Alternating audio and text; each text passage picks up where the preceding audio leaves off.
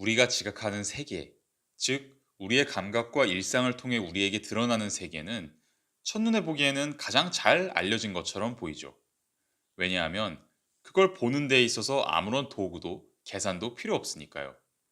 그냥 단지 눈을 떠서 보고 살아가는 것만으로도 감각적인 세계를 헤아릴 수 있는 것 같습니다. 하지만 이건 착각입니다. 저는 이 대화를 통해서 보여주고자 합니다. 세계는 우리가 실용주의적이거나功利주의적인 태도에 남아있는 한 우리에게 알려지지 않는다는 사실을요.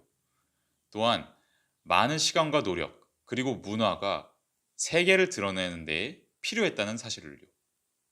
특히 1950년대에서 70년대에 현대 예술과 사유가 세계를 재발견할 수 있도록 만들었습니다.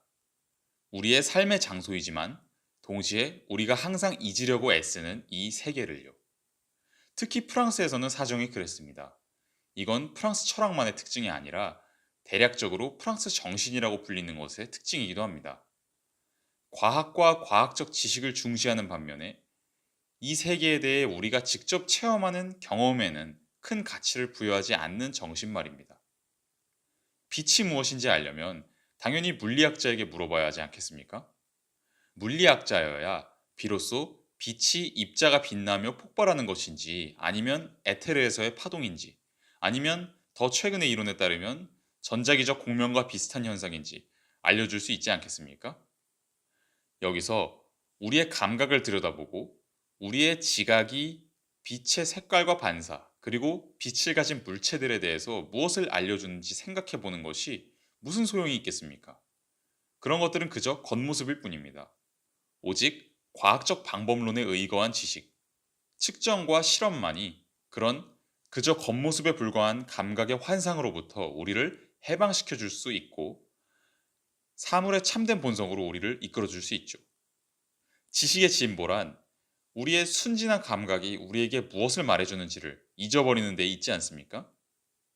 그런 순진한 감각적 정보는 세계에 대한 참된 그림과는 아무런 상관이 없으니까요.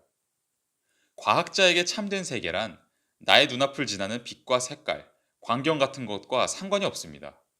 그에게 진실은 그런 감각적 환영 너머에 놓여 있다고 과학이 말해주는 파동과 입자죠.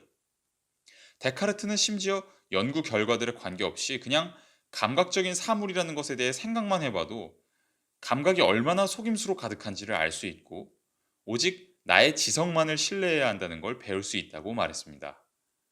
예를 들어서 내가 밀랍 한 덩이를 보고 있다고 해보죠. 그런데 과연 밀랍이란 무엇일까요? 분명 밀랍은 밀랍이 가진 흰 색깔이나 꽃향기 또는 부드러운 촉감이나 그걸 떨어뜨렸을 때 나는 소리가 아닙니다. 이런 것들은 밀랍의 구성 요소가 아닙니다. 왜냐하면 밀랍은 그대로 존재하면서도 이런 성질들은 다 잃어버릴 수가 있으니까요.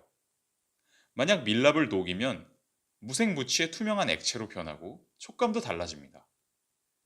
그럼에도 불구하고 여전히 밀랍은 밀랍이죠. 이런 현상을 어떻게 이해해야 할까요?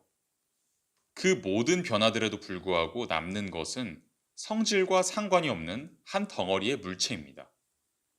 그 물체는 공간을 얼마만큼 점유할 수가 있고 여러 다른 형태들을 띌 수 있죠. 그 점유되는 공간이나 형성되는 모양은 변할 수 있습니다. 이게 밀랍의 진정한 불변하는 본질입니다. 이렇게 보면 밀랍의 실제는 감각만을 통해서는 드러나지 않는다는 게 분명합니다. 감각은 오직 특정한 크기나 모양을 가진 사물만을 나에게 전달해 주니까요. 데카르트는 말합니다. 참된 밀랍은 눈을 통해서는 볼 수 없고 오직 지성을 통해서만 사유될 수 있다고요. 눈을 통해서 밀랍을 본다고 생각하지만 실제로는 감각적인 성질을 가로질러서 성질이 아무리 변해도 남아있는 근원, 밀랍 그 자체에 대해서 생각한다는 거죠. 따라서 데카르트에게는 지각이란 그저 과학을 더 혼란스럽게 만드는 것일 뿐입니다. 또한 이런 생각이 프랑스 철학 전통을 오랫동안 지배해왔죠. 지각이 과학에 대해서 갖는 관계는 겉모습이 실제에 대해서 갖는 관계와 똑같이 여겨졌습니다. 인간의 존엄은 우리가 지성을 신뢰한다는 사실에 있다고 생각됐죠. 지성은 세계의 진리를 발견하는 유일한 통로이고요. 제가 처음에 현대 예술과 사유가 지각과 지각된 세계를 다시 수면 위로 끌어올렸다고 말씀드렸는데, 그렇다고 해서 현대 예술과 사유가 과학의 가치를 부정한다는 건 절대 아닙니다. 과학은 분명 기술 발전의 도구입니다. 또한 정밀성을 배우고 진리를 발견하도록 해주죠. 우리는 과학을 배워야 하고, 검증이라는 게 뭔지, 정밀한 연구라는 게 뭔지, 자기 자신과 자신의 선입견에 대해서 비판적으로 사고한다는 게 뭔지에 대해서 배워야 합니다. 현대의 사유가 제기하는 질문은 이런 과학적 정신과 싸우려 한다거나 과학적 탐구를 없애려 하는 것과 관련된 게 아닙니다.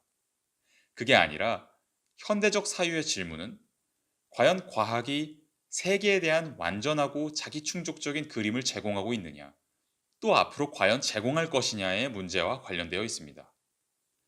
과연 과학이 모든 것을 제공해 주기 때문에 과학 밖에서는 어떤 유효한 질문도 찾을 수가 없는 걸까요? 이런 질문은 결코 과학을 부정하거나 한계 지으려는 게 아닙니다. 그보다는 측정과 비교의 방법으로 수행되지 않고 고전 물리학의 법칙 같은 게 도출되지 않는 모든 탐구들을 그저 환상으로 치부해버리면서 거부하고 배제시킬 권리를 과학이 과연 갖고 있냐는 것이죠. 이 질문은 과학의 적개심을 드러내는 게 아닙니다. 오히려 과학 스스로가, 특히 가장 최근 들어서의 과학의 발전이 우리가 이런 질문을 제기하도록 유도하며 거기에 부정적인 답변을 내놓도록 만들고 있습니다. 19세기 말 이후로 과학자들은 과학적인 법칙들과 이론들이 자연에서 일어나는 현상들에 대한 정확한 이미지가 아니라 자연적인 현상들보다 단순할 수밖에 없는 일종의 틀이라고 생각하기 시작했습니다. 또한 그 틀은 더 정밀한 탐구를 통해 계속 수정되어야 하고요. 한마디로 과학적 지식은 근사적인 지식이라는 거죠. 과학은 우리의 경험이 제공하는 데이터를 결코 완결될 수 없는 분석의 과정에 투입합니다. 관찰에는 한계가 없기 때문에 과학적 분석은 완결될 수 없습니다. 우리는 언제나 더 완전하고 정밀한 관찰을 상상할 수가 있습니다. 과학은 구체적인 것들과 감각적인 것들에 대한 끝이 없는 해석 작업입니다. 따라서 우리는 감각을 그저 과학적인 지성에 의해서 극복될 것, 그저 겉모습에 불과한 것으로 여길 수가 없습니다. 지각된 데이터, 더 일반적으로는 세계의 역사적인 사건들은 우주의 영원한 모습을 구성하는 그런 과학적 법칙들로부터 연역될 수 없습니다. 반대로 과학 법칙은 물리적 사건에 대한 근사적인 표현이고, 그건 언제나 어느 정도 불투명할 수밖에 없죠. 과학자들은 더 이상 예전의 고전 시대에서처럼 사물들의 중심, 대상 그 자체에 접근한다는 환상을 갖고 있지 않습니다. 이 점에서 상대성에 대한 물리학은 절대적이고 완결적인 객관성이라는 게 꿈에 불과하다는 걸 확실히 보여주죠. 각 관찰은 관찰자의 위치와 상황에 분리될 수 없이 엄격하게 연결되어 있습니다. 절대적 관찰자의 개념은 거부되죠. 우리는 더 이상 과학을 통해 위치나 상황 등에 상관없이 순수한 지성을 통해서 인간의 발자국에서 완전히 자유로운 대상을 얻어낼 수 있다는, 마치 신의 시선에서 세상을 보는 것 같은 그런 지식을 얻을 수 있다는 기대를 할 수 없습니다. 그렇다고 해서 과학의 영향력이 더 작아지게 되는 건 전혀 아니죠. 다만 과학을 절대적이고 총체적인 진리라고 여기는 독단성을 거부할 뿐입니다. 인간 경험의 모든 요소들, 특히 감각적인 지각이 그동안 받지 못했던 대우를 받게 해주려는 거죠.